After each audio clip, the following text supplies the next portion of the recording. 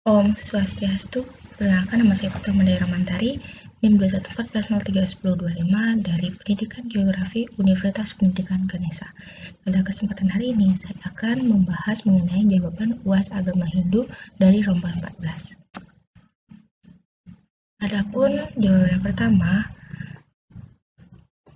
saya jawab kelebihan Banten dalam tradisi agama Hindu yaitu sebagai sarana persembahan kepada Ida Sang Hyang Widi-Wasa dan membuat masyarakat Hindu selalu ingat kepada Ida Sang Hyang Widi-Wasa. Saat membuat Banten, masyarakat juga menjadi lebih membiasakan diri untuk bersabar dan mengendalikan diri karena dalam beriatnya itu dengan tulus ikhlas. Jawaban yang kedua, menurut agama Hindu, korupsi melanggar ajaran konsep catur purusharta, yaitu 4 tujuan hidup pada manusia yang di dalamnya terdiri dari dharma, artha, kama, dan moksa. Korupsi juga bertentangan dengan nilai-nilai pancama, yaitu perbuatan manusia yang melanggar ajaran dharma sehingga terjerumus ke dalam perbuatan jahat atau kegelapan. Korupsi bertentangan dengan bagian dari pancama, yaitu pencurian atau penggelapan. Langkah memberantas korupsi menurut agama Hindu adalah dengan menjatuhkan hukuman yang berat kepada para pelaku korupsi. Tentunya, bidang hukum atau hukum pidana akan dianggap sebagai solusi yang paling tepat dalam memberantas korupsi. Jawaban yang ketiga, penyebab adanya bisnis prostitusi online menurut agama Hindu yakni tidak adanya pengendalian terhadap satripu yang ada dalam diri setiap manusia. Keenam musuh tersebut yakni kama, tamak, krode, moha, mada, matsarya. Keenam sifat tersebut dapat mengakibatkan runtuhnya kemuliaan manusia. Selain itu, dengan dugaan lainnya yang dapat membuat orang melaksanakan bisnis prostitusi ini, yakni bahwa karena tingginya tingkat materialisme tanpa adanya kendali kerohanian maupun sentuhan spiritual. Jawaban keempat, pada saat berkunjung ke panti asuhan, terdapat beberapa nilai-nilai agama Hindu, yakni yatnya, belajar mandiri, gotong royong, kedisiplinan, nilai kebersamaan, bersyukur, saling menghargai, dan tolong-menolong.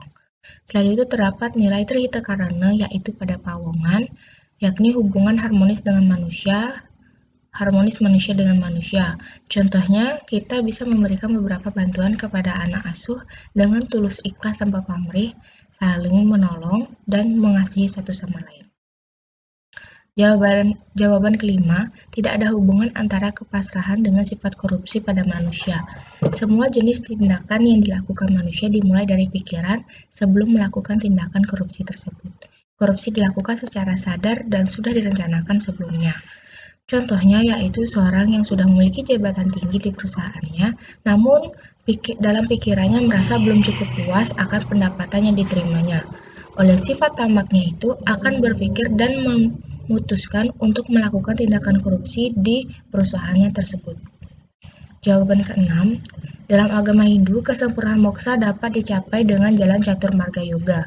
Hubungan kesempurnaan dengan yoga pranayama adalah antara pikiran, perkataan, dan perbuatan dapat diselaraskan melalui yoga dan pranayama, sehingga tujuan untuk mencapai kesempurnaan tersebut dapat dicapai. Hal ini karena yoga bertujuan untuk mengendalikan pikiran dan media menyatukan roh jasmani dengan Atman atau yang Tuhan Yang Maha Esa. Sedangkan pranayama merupakan komponen utama dalam melakukan yoga untuk mengontrol energi kehidupan.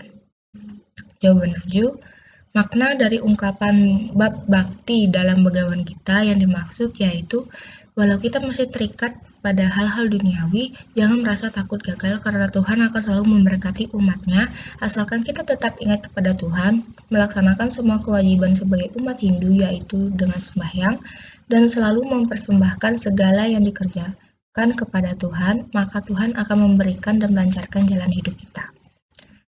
Jawaban ke-8, menurut saya upacara ngaben tetap perlu dilakukan. Upacara ngaben merupakan upacara pembakaran jenazah umat Hindu di Bali yang dilakukan untuk mengembalikan roh leluhur ke tempat asalnya.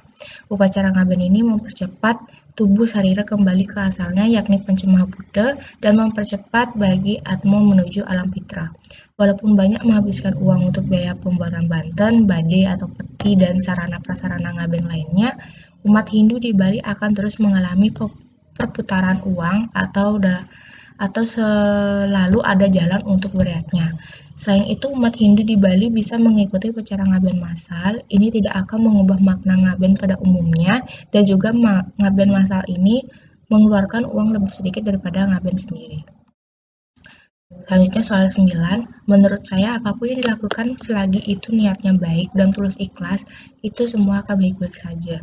Banyak orang Hindu di Bali lebih semangat melakukan yatnya besar-besaran dengan biaya yang lebih.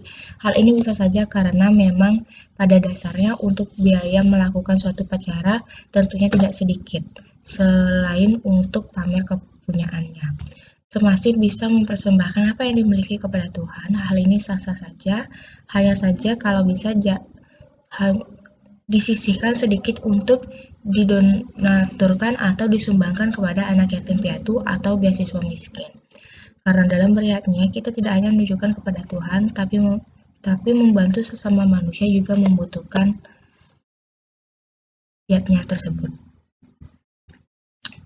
Kemudian soal terakhir, contoh pelaksanaan Bhagavad Gita bab 18 sloka 78 dalam kehidupan sehari-hari adalah menjadi seorang pemimpin yang memiliki sikap bijaksana. Secara otomatis, bagian yang dipimpinnya akan merasa nyaman dan turut serta menciptakan kesejahteraan dan timbullah kekuatan yang luar biasa berkat kerjasamanya.